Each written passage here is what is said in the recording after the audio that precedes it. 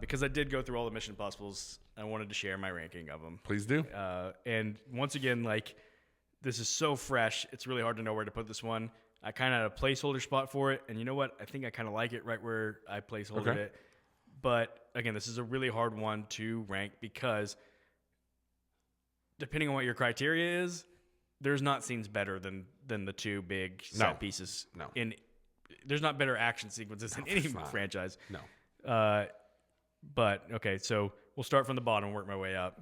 It's a no-brainer what the bottom is. The bottom is Mission Impossible 2. We just reviewed it. People It is can true. listen to that review. It's bad. I didn't want to believe it was as bad as it was, and then I watched it and go, oh my gosh, this movie's really bad. In the 7th spot, I go with Mission Impossible 3. Yeah. It's not actively bad. It's just kind of a lot of nothing. Yeah, it just kind of lacks heart. It lacks such a MacGuffin, the bad guy. And I said it then, and I'll say it again. I just think Philip Seymour Hoffman's villain is overrated, not because Philip Seymour Hoffman's overrated, but rewatching it's like he's literally in the movie for a total of maybe 5 minutes, and he does very little. I think a lot of it just comes from how much people love Philip Seymour Hoffman. And he does, like, he has a way of when he says things, it sounds so like serious and has so much gravitas. But he's saying nothing. But like literally, the dude could have just woken up from his sleep and somebody held a card in front of him and said, "Say this," and it's exactly what it would have sounded like. Yeah, that's fair. Number 6, I have Mission Impossible 1. So the original trilogy I've got at the bottom 3, just in a different order.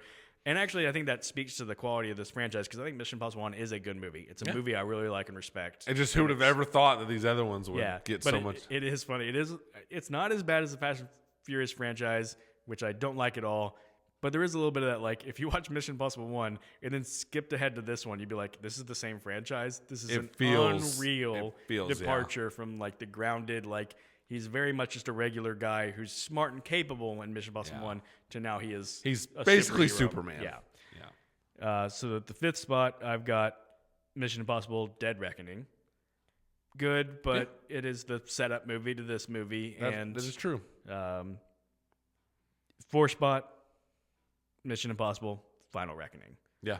Again, probably what's dragging it down is just a lot of the self-seriousness, self-important, all the stuff that I talked about at the beginning.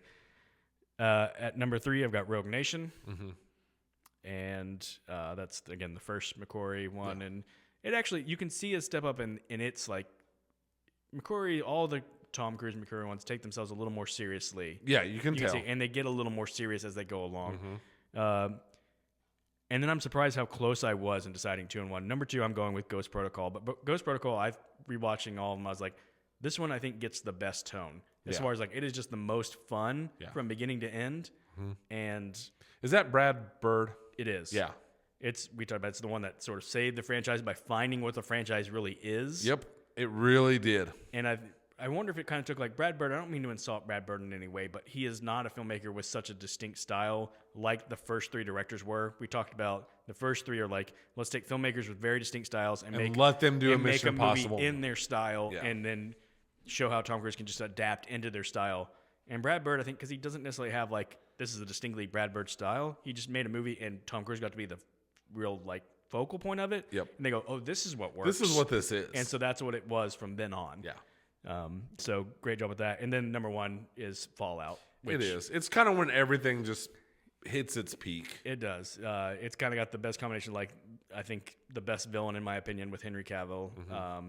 It's got that amazing helicopter, like, climax. Like, it does a little bit of this, like, we got to tie back to previous movies and be sentimental about it. Bringing the wife back from the 3rd one. Yes.